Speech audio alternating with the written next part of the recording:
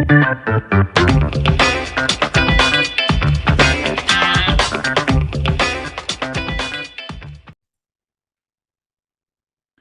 right, we are back with another episode of the Real Estate Investing Club on a sunny Friday. I hope you guys are having an absolutely fantastic day, be it a Monday, Tuesday, Wednesday, whenever you're listening to this.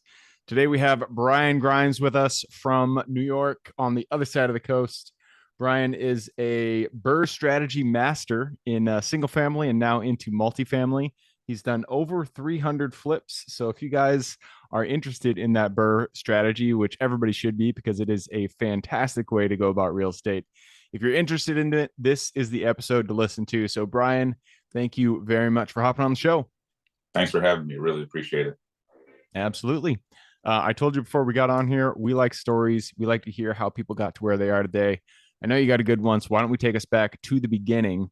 How'd you get started in real estate? I really got started because I knew the 9 to 5 wasn't for me. And I know that it's kind of a lot of people, but I was always kind of brought up to be more entrepreneurial. So my first job out of college, I went to Columbia University, played basketball there.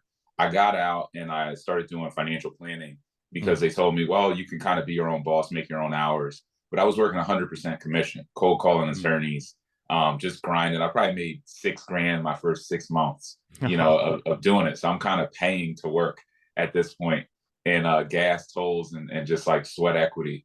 But every dime I made, my best friend was in real estate. He had purchased maybe 2 properties at this point and done some Section 8 type of rentals. So I knew I wanted to kind of get into that. And we would always talk about that being the way out of the 9 to 5. So every dime I would make on commission checks, I would put some money aside into a separate account to invest in real estate. And once it grew to maybe like 15,000, I did an FHA house hack, got my first multifamily property, and the rest is kind of history. I just kept going, stuck with it, get burned by contractors and just go through the school of hard knocks was the path I chose.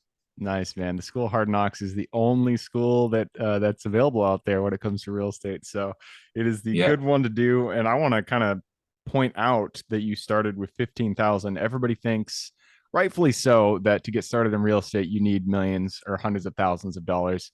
To really get going in real estate, you need a lot of money. But to get started, you don't need a lot of money. Anybody can come up with 15,000. Give it even over a year's period, you can make $15,000 to start down the path of real estate. So I love hearing that that's how you got started. That first deal that you did, how did you find it? It was, you had this $15,000 in the bank. Why don't you take us through that deal and kind of how it went? It was a process. I was saving for a couple of years to get to that point. So there was a lot of studying. There was a lot of research. There was a lot of number crunching. And going out and putting your hands on deals, what I call putting your boots on the ground, going out, standing in properties, seeing where a property is shifting to the left, shifting to the right, and just building your education. I mean, that's why it's real estate, because you can go out and feel it and touch it. So looking at properties, one of my mentors who was giving me some guidance at this time told me, one of his principles was, if you want to be safe, buy where you know, rent to who you know, and you always be successful.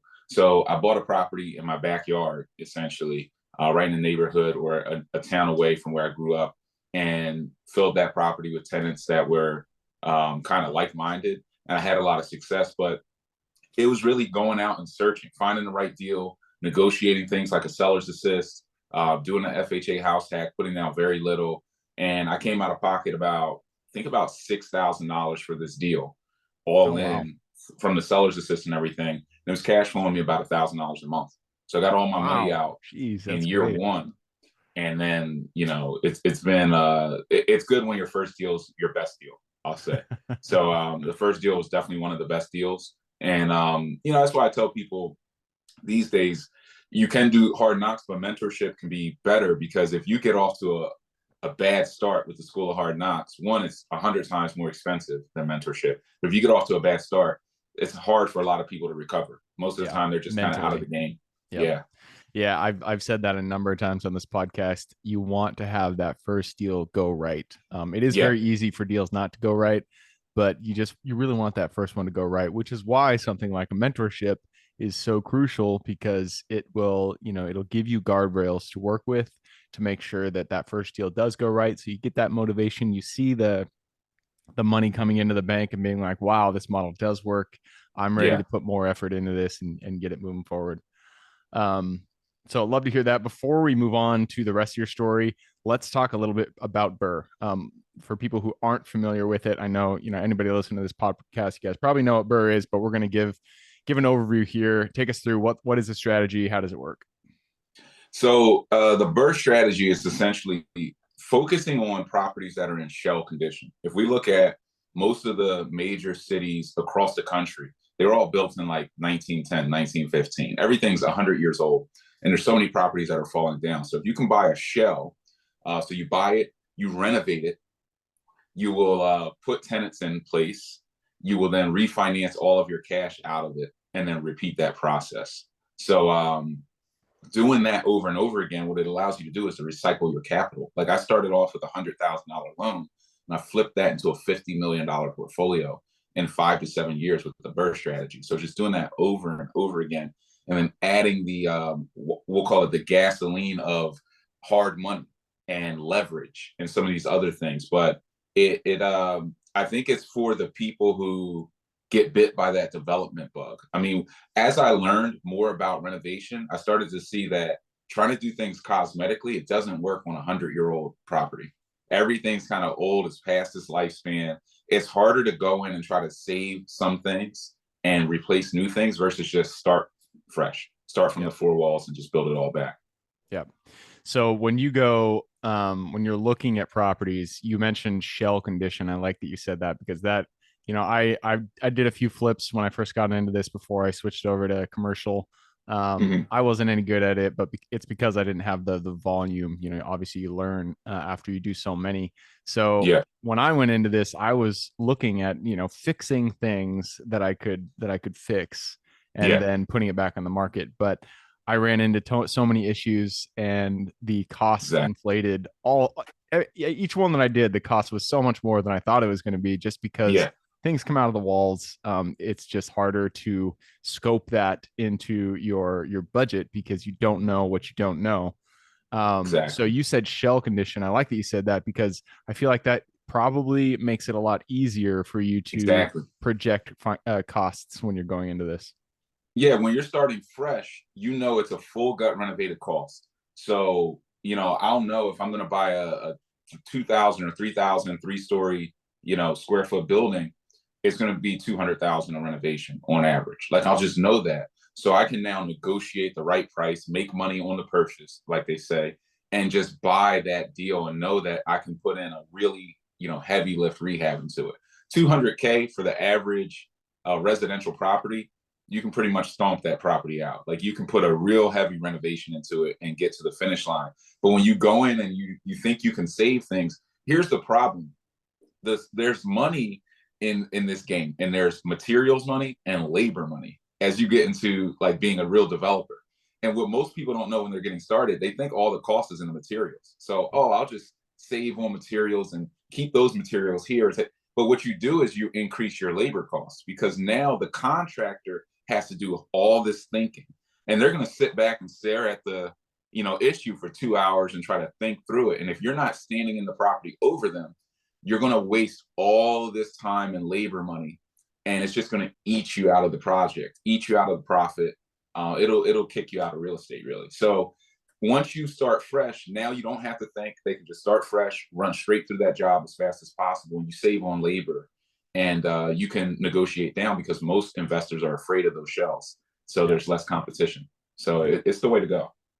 And I mean, developing is, it's a lot easier to make gobs of money, piles of money in the development game. But then you have to deal with things like zoning and going out and Oh making yeah. sure the property's entitled and all this stuff. When you're doing a gut flip, you don't have to worry about that. You don't have to worry about making sure that the property is, going through all the red tape that you would generally have to do when you're doing a ground development. So Exactly. that's another benefit there. So a couple additional questions that I had. Before talking about kind of how you guys uh, expanded, let's talk a little bit about how you found your first couple of properties after that first one, because finding good deals, that's one of the first issues that most investors run into when they want to, start doing bursts, start doing flips, stuff like that. They can't find good deals. So what is the strategy that you guys use to find your first 10, 20 flips, once you got that first one in the bag? Yeah, so finding deals to me is a volume game. So a lot of people say, well, Brian, I mean, you're getting these great deals with that are like 10, 15, 20 cents on the dollar. You have to be going off market, right? You have some secret sauce, right? 90% of the deals that move in America move on the MLS. So if you cut out the MLS, you're cutting out 90% of the action. Most of my deals for pennies on the dollar come right off the MLS, but they come from speed. They don't come from having a secret sauce. If there is any secret sauce, it's the speed of my process. So I will always have somebody who's boots on the ground that can go out and run with their smartphone and look at the property for me. They're pretty much trained in what I'm looking for, if there are structural issues, if the house is leaning, if this is going on, that's going on.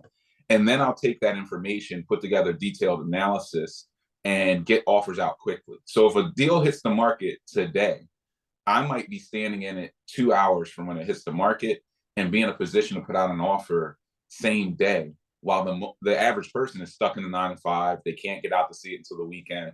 So the best deals go on and off market in 24 to 48 hours. If your system can't get you in that deal and to analyze that deal in that time period, you'll never get the best deals. That's what I'm learning. 28 to 48 hours. I like that.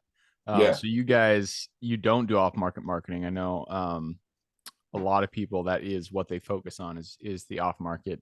And there are, you're going to find great deals off market, but it requires a huge amount of effort to go and find those deals. When you're looking on market, a lot of that is cut out for you because they're on market. They've already been identified. The broker is working with them. So you look specifically on market, and then you just your bread and butter is just getting those offers out there as fast as you possibly can, by having boots on the ground in the area to go out there, take pictures, do the analysis, all that stuff. That in volume. I mean, I'm looking everywhere. So another thing that I do is I just look everywhere. So I have, instead of me being a wholesaler, everybody in real estate is not a middleman.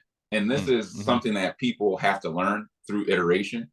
Some people look at wholesalers and say, oh, they're a middleman, I need to cut them out and then do my own direct marketing.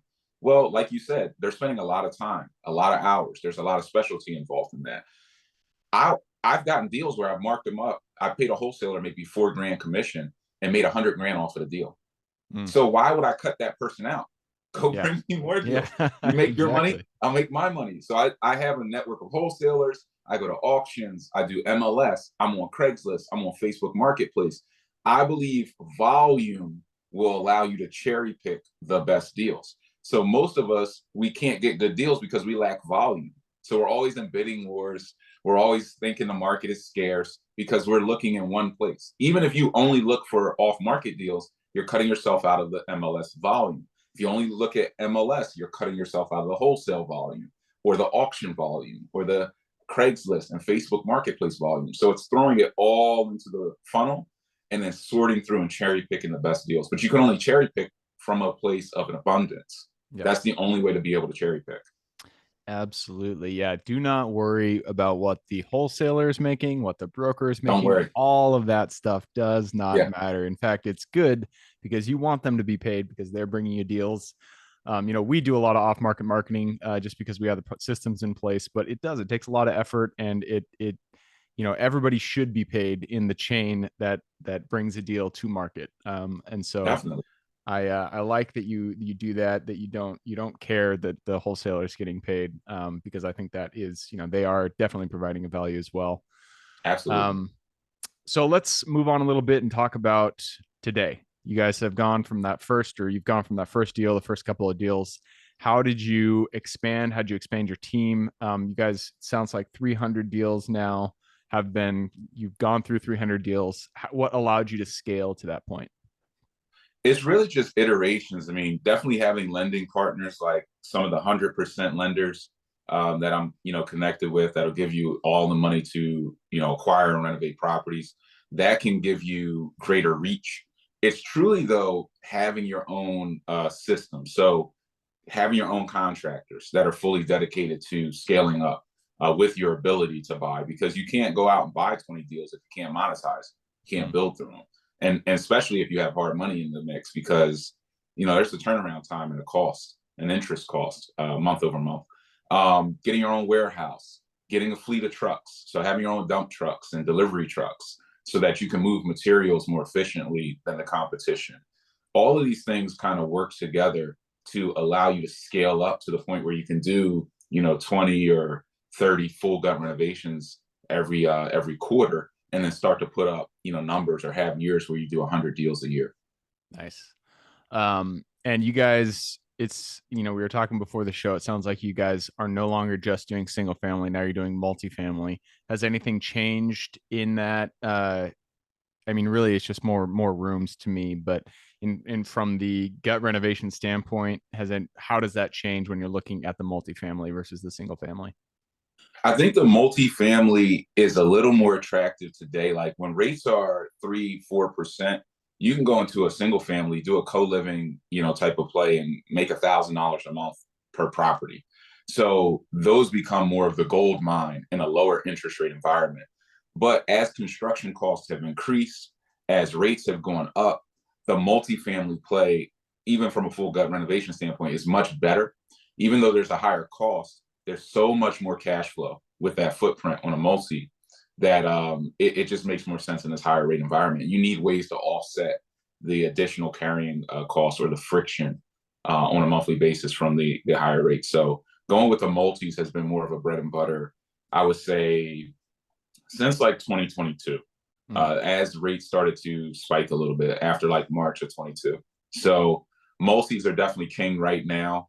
As rates go back down, going into 2024, 2025, if we can get back into the fours, maybe that'll mix back up, again, and singles will kind of take over.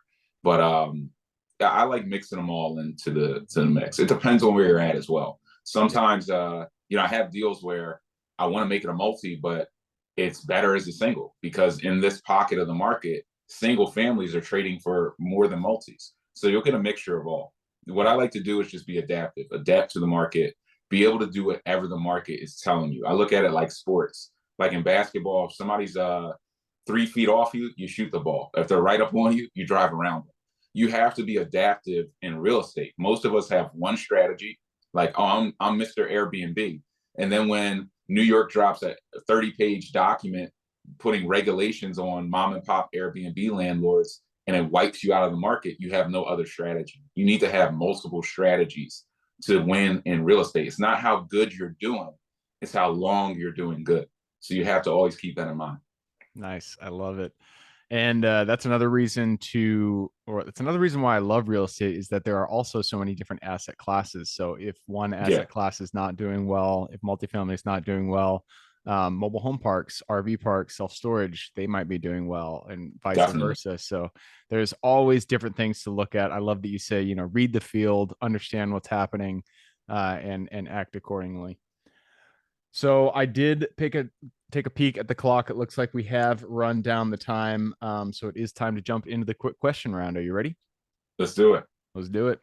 Starts with books or any form of education. I'm a big bookie, so give me 2 recommendations, one for general life wisdom, one for real estate specific. I think The Richest Man in Babylon is general, financial wisdom that pretty much anybody in finance should start off with that book, especially if you have very little like financial acumen or mentorship. You definitely want to start off with that book. My favorite real estate books are the Section 8 Bible versions 1, 2, and 3. Definitely tap into that. That goes into, it's 2 guys. I actually patterned my business off of that. 2 guys who got into Section 8 in Philly, and they built like a 400 or 500 property portfolio in about 5 years or so. Wow. And they break down all the trials and tribulations and how they scaled it. So it's a great series. Yeah, no, I'm sure that's got to be interesting. And Richest Man in Babylon, great recommendation. I love kind of wisdom books that are Yeah, in a story format, like The Alchemist, The Way of the Peaceful Warrior, those kind of yeah. books. Good recommendation. Moving us on to the next question. This is for your younger self. So let's go back to the Brian who was pounding the pavement as a financial advisor. Go back to him, look him in the eye, give him one piece of advice moving forward. Take action. Jump, and a net will appear. Jump before you think you're ready. Invest in yourself first. The first thing is to invest in is not real estate, it's you. It's you. It's your education, because there's two things in real estate. There's money and there's knowledge. The less you have of one, the more you need of the other. So if you're starting off with 5K, invest in you first. Take $3,000, get into mentorship, learn the game, and that will accelerate you and allow your money to be multiplied through your knowledge. Yep, absolutely. Jump and the net will appear. I like that. And that is 100% true. We've said that so many times on this podcast. If you guys are just getting started or you're thinking about doing investing, just do it. Take action. Get that first deal done. Because, everybody that came on this show, they all say, and all the investors say, I wish I started earlier. So get started today. Get a mentor. That's the best way to do it. And with that, I'm going to move us to the next question. This is about your business. We live and die on the people that work with us. So, what are the first three positions you hired for? And would you do it differently in order if you started today? The first three positions were an acquisitions analyst, so somebody who could chase down deals. Then a property management professional, somebody who can answer the phones and coordinate the tenants, and then a team lead, what we would call like a foreman, somebody I'll call it herd the cats, which is managing the contractors, because it is a bit like herding cats. I mean, contractors can be very wayward, don't like to listen to authority from others. So finding that person who can bring those people together, that's the master key right there. Those three, Yeah, the trifecta. The third one you can also say as a project manager, but yeah, somebody. I think that's a great order that you did there. And yeah, working with contractors can be hard. Yeah, once you find a good one, they're better than they're worth their weight in gold. But worth their weight in gold, literally, yeah. literally. Yeah. Yep. All right, moving us on to the next question, and this is about mentors. Mentors are the backbone of everybody's success. None of us are islands. We all stand on the shoulders of giants. So, who is one mentor who's contributed significantly to where you are today? My mentor Mo is he works at Bank of America, one of the pretty high up, but he's given me a lot of my biggest principles in real estate, because he's a real estate guy. He's worked with a lot of famous people and celebrities and athletes, and he's given me some of the major principles that I've always kept with me and that keep me locked in, in real estate and keeping myself safe. So he's definitely been that person that's always doing bigger deals as well. He'll go out and do, 500 or 1,000 unit deal, low income housing tax credits, and kind of just knock stuff out like that. So he's been, the guy that I've definitely followed and listened to. When he gives you advice, it's always good advice. Nice, man. It's great to have somebody in your life who's just crushing it. So you can look at them and be like, I love what you're doing. I want to get there. So shout out to Mo. Thank you for helping Brian get to where he is today. And that leads us to the second to last question. This is about your Superman strength. We are all gifted with a strength that we uniquely give this world. So what is your Superman strength?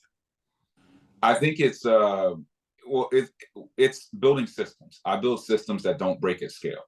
And that's my number one superpower, and why I'm able to scale up operations, even investing out of town, from multiple state lines away all across the country. I know how to build systems, not for just what I'm doing, but envisioning it. Will it break at 100? Will it break at 1,000? And the best systems are the simple systems. Simple systems don't break. Complex systems break when you try to scale them.